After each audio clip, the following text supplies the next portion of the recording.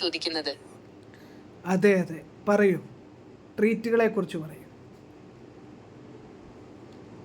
College പിള്ളേർക്ക് കൊടുക്കാൻ പറ്റിയ ഒരുപാട് ട്രീറ്റുകളുണ്ട്. അതിൽ കുറച്ച് ഞാൻ പറയാം. ആദ്യം തന്നെ ജ്യൂസുകൾ. പലതരം ഫ്രൂട്ട് ജ്യൂസുകൾ ട്രൈ ചെയ്യാവുന്നതാണ്. പിന്നെ ചിക്കൻ റോൾ പോലുള്ള സ്നാക്സുകൾ നല്ലതാണ്.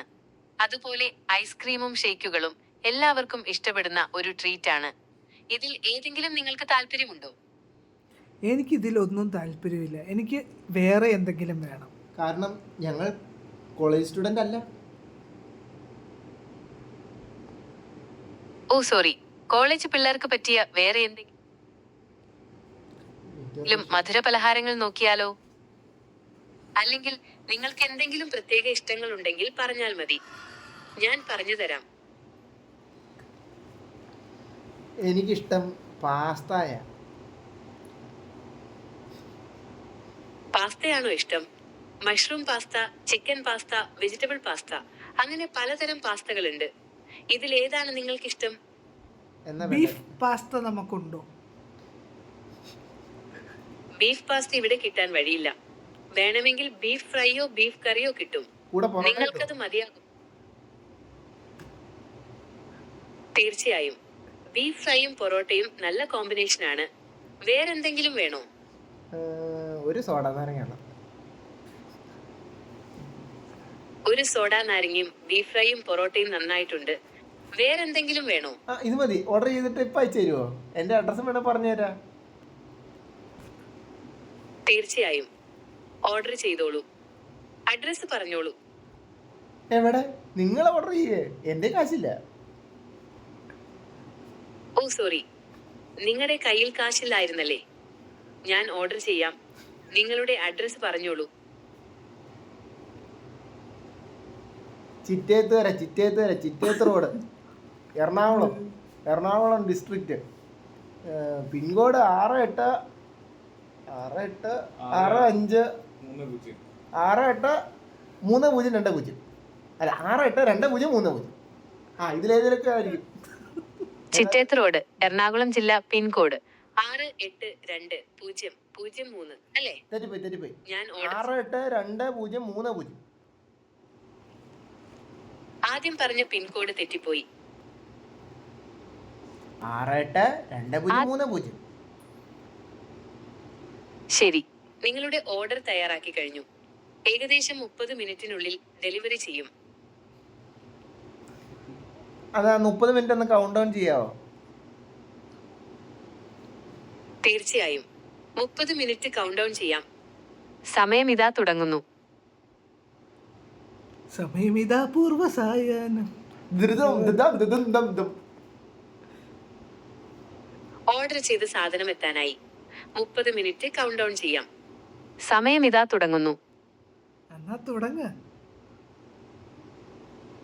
30 മിനിറ്റ് കൗണ്ട് ഡൗൺ ഇതാ തുടങ്ങുന്നു. തുടങ്ങൂ. 30 മിനിറ്റ് കൗണ്ട് ഡൗൺ ഇതാ തുടങ്ങുന്നു. ഇത് നിങ്ങൾ മറ്റേ തേങ്ങ ഇപ്പൊ പൊട്ടിക്കും ഇതാ പൊട്ടാൻ പോകുന്നു എന്ന് പറഞ്ഞിട്ട് പറ്റിക്കുന്ന പോലെ ഒന്ന് പൊട്ടിക്ക്. സ്റ്റാർട്ട് ചെയ്യേ. തേങ്ങ പൊട്ടിക്കുന്ന മനസ്സിലായില്ല. ഇന്നസെന്റാ തേങ്ങ പൊട്ടിക്കുന്നത്. ഏത് സിനിമയാടാ പോയി? ക്ഷമിക്കണം, ഞാൻ നിങ്ങളെ പറ്റിച്ചത്. 30 മിനിറ്റ് കൗണ്ട് ഡൗൺ ഇതാ തുടങ്ങുന്നു.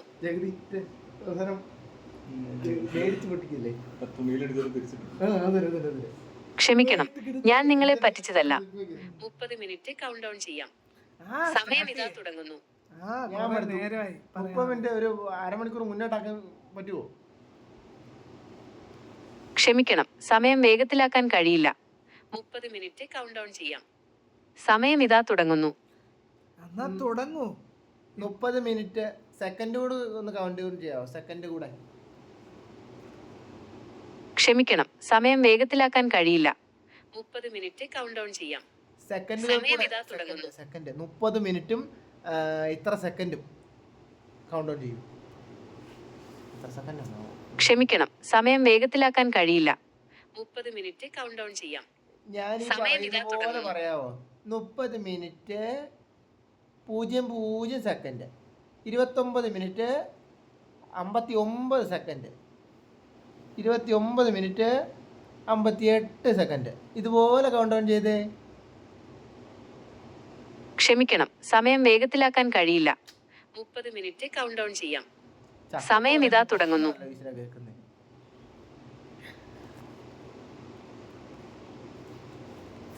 സമയത്തിൽ 30 മിനിറ്റ് കൗണ്ട് ഡൗൺ ചെയ്യാം. സമയം ഇതാ തുടങ്ങുന്നു. പാറ്റേൺ കുറച്ചു മുന്നേ പഠിപ്പിച്ചില്ലായിരുന്നോ? പാറ്റേൺ പോലെയാ പറയുന്നതെന്ന്. ഒന്ന് ആലോചിച്ച് നോക്കിയേ. ഞാനാണോ ക്ഷമിക്കണം, സമയം വേഗത്തിലാക്കാൻ കഴിയില്ല. 30 മിനിറ്റ് കൗണ്ട് ഡൗൺ ചെയ്യാം. സമയം ഇതാ തുടങ്ങുന്നു. സമയം ഇതാ പൂർവ്വസാന. ബാക്കി പാട്ടൊന്ന് പാടാവോ? ക്ഷമിക്കണം, സമയം വേഗത്തിലാക്കാൻ കഴിയില്ല. 30 മിനിറ്റ് കൗണ്ട് ഡൗൺ ചെയ്യാം. ഒരു പാട്ട് പാടാമോ? സമയം ഇതാ തുടങ്ങുന്നു. കഥ ഇതാ തുടങ്ങുന്നു കണ്ട് സിനിമയുടെ പേരുണ്ട്. അതെല്ലാം പോട്ടെ, ഒരു പാട്ട് പാടിക്കേ. തീർച്ചയായും. ഏതു തരം പാട്ടാണ് നിങ്ങൾക്ക് കേൾക്കേണ്ടത്? പഴയ പാട്ടാണോ അതോ പുതിയ? ആ പാട്ടുണ്ടോ? തീർച്ചയായും. സംഗീതമേ അമരസല്ലാപമേ എന്ന ഗാനം കേൾക്കൂ. സംഗീതമേ അമരസല്ലാപമേ സ്നേഹാർദ്രമേ ലയതാള ലഹരികളില് നിറദീപമായി നീ വരൂ. ബാക്കി പാട്. ബാക്കി കൂടെ തീർച്ചയായും. സംഗീതമേ തീർച്ചയായും. സംഗീതമേ അമരസല്ലാപമേ എന്ന ഗാനത്തിന്റെ ബാക്കി വരികൾ കേൾക്കൂ. നിന് വിരൽ തുമ്പിൽ ഉണരുമ്പോൾ മോഹങ്ങള് നീലാം വരിയായി ഒഴുകുകയായി. ഒരു ട്യൂണിലൊക്കെ പാടിക്കേ. ട്യൂണ് ശരിയല്ലല്ലോ. ക്ഷമിക്കണം, എനിക്ക് ട്യൂണിനനുസരിച്ച് പാടാൻ കഴിയില്ല. അതെന്താ ചേച്ചി? നിങ്ങളുടെ ട്യൂണ് ശരിയല്ല കേട്ടോ. ക്ഷമിക്കണം, എനിക്ക് ട്യൂണിനനുസരിച്ച് പാടാൻ കഴിയില്ല. പണ്ടെൻ്റെ ഒരു കൂട്ടുകാരനെ നിന്റെ ട്യൂണ് ശരിയല്ലെന്നും പറഞ്ഞുകൊണ്ട് സസ്പെൻഷൻ കൊടുത്തതാ. അതുപോലെ എന്തെങ്കിലും ഇവിടെ സംഭവിക്കുമോ? നിന്റെ ട്യൂണ് ശരിയല്ലാത്തതുകൊണ്ട് എനിക്ക് വല്ല സസ്പെൻഡ് ചെയ്യാൻ സാധിക്കുമോ നിന്നെ? ക്ഷമിക്കണം, എനിക്ക് ട്യൂണിനനുസരിച്ച് പാടാൻ കഴിയില്ല. ഞാൻ പറഞ്ഞ കഥയൊന്നും കേട്ടില്ലേ? ഞാൻ എന്താ പറഞ്ഞേ? ക്ഷമിക്കണം, എനിക്ക് ട്യൂണിനനുസരിച്ച് പാടാൻ കഴിയില്ല. ക്ഷമിക്കണം, എനിക്ക് ട്യൂണിനനുസരിച്ച് പാടാൻ കഴിയില്ല.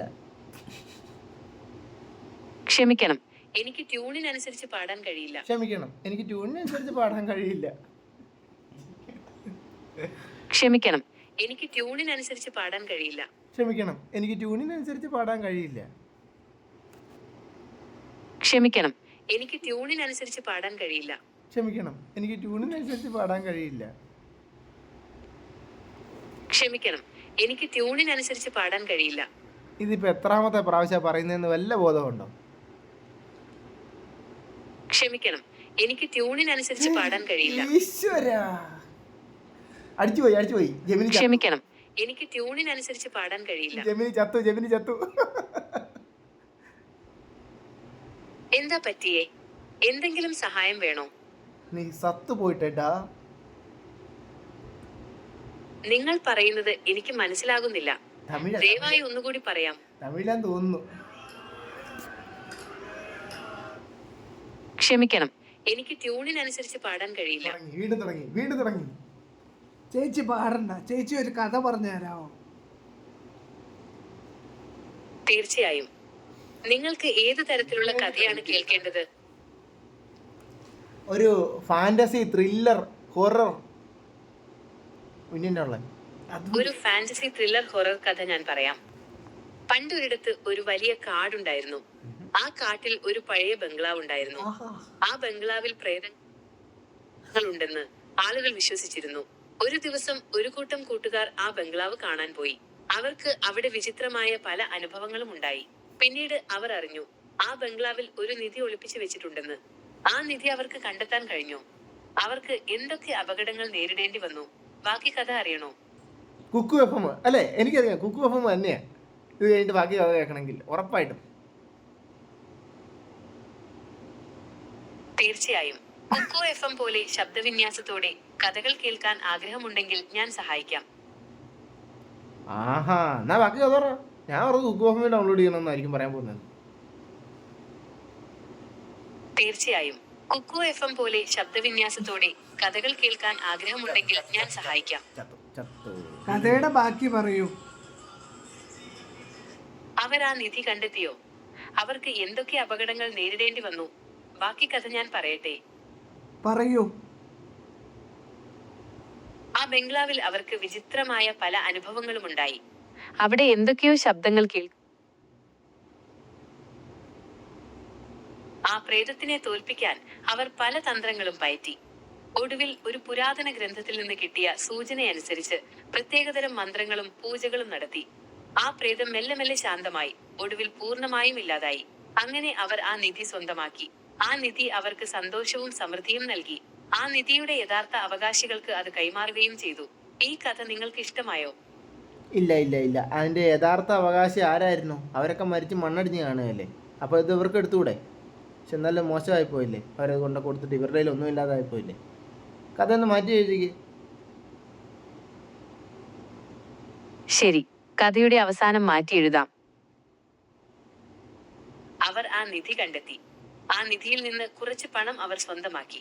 ബാക്കി പണം ആ ഗ്രാമത്തിലെ പാവപ്പെട്ടവരെ സഹായിക്കാൻ ഉപയോഗിച്ചു.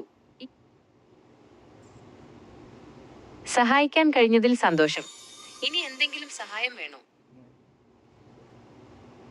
ഇനി ഒരു താരാട്ടുപാട്ട് പാടാമോ? ഞാനൊന്ന് കിടന്നുറങ്ങിക്കോട്ടെ. തീർച്ചയായും, ഞാനൊരു താരാട്ട് പാട്ട് പാടാം. ചന്ദനമണമുള്ള വാതില് പാതിചാരി ഇന്ദ്രനീലമിഴി ഇളകിയോ, നിദ്രയുടെ താളമെല്ലാം കാതിലു വന്നു ചൊല്ലി, നിന്റെ കണ്ണിലെ കിനാവുറങ്ങിയോ. ഞാൻ ഉറങ്ങി. നിങ്ങൾ ഉറങ്ങുകയാണെങ്കിൽ ഞാൻ നിങ്ങളെ ശല്യപ്പെടുത്തുന്നില്ല. Good night. Good night. Good തീർച്ചയായും. നൈറ്റ്. നിങ്ങൾക്ക് ഉറങ്ങാൻ ഗുഡ് നൈറ്റ്.